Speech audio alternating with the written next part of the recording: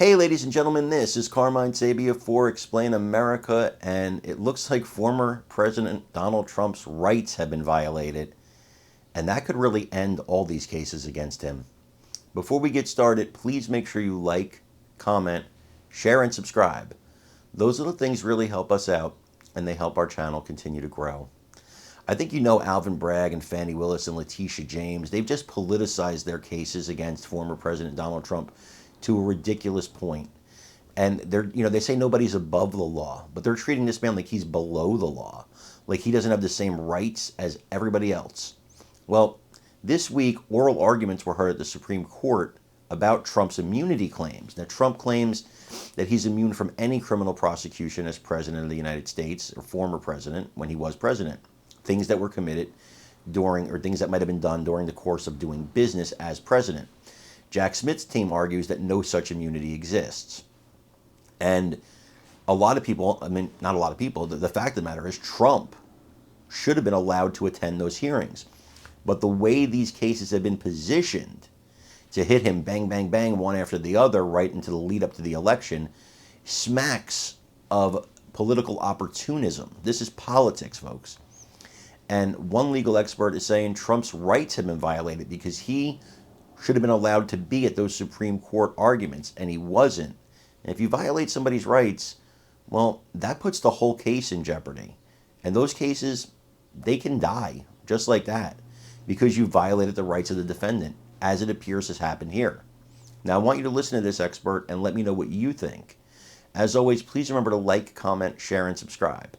I'm Carmine Sabia for Explain America. We love you guys. God bless you. Take care, everybody. Mistake. The argument here amounts to that the judge in New York is stretching jurisdiction and trying a federal crime in state court, so therefore pushing these untested legal boundaries. What do you make of that? That I guess even a blind squirrel finds an acorn now and then. Yes, it's true. It was even true before the New York Times or someone in the New York Times said it. This is the most patently, obviously politicized prosecution in memory. And I think that it's so outrageous that sometimes we look at these cases as they come up in tandem.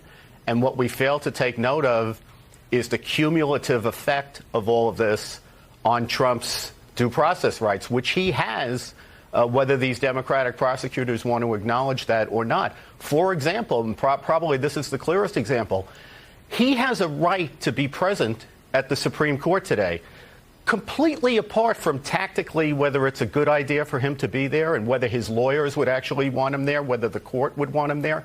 He has a right to be there.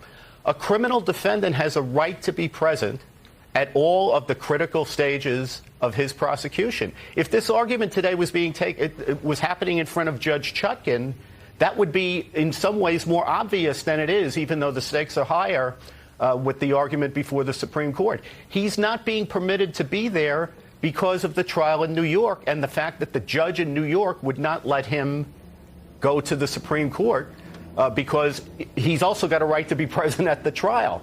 And the point I want to make is these prosecutors brought these cases tactically. Bragg waited 5 years to bring this case so that it could be teed up for trial in the months before the 2024 election.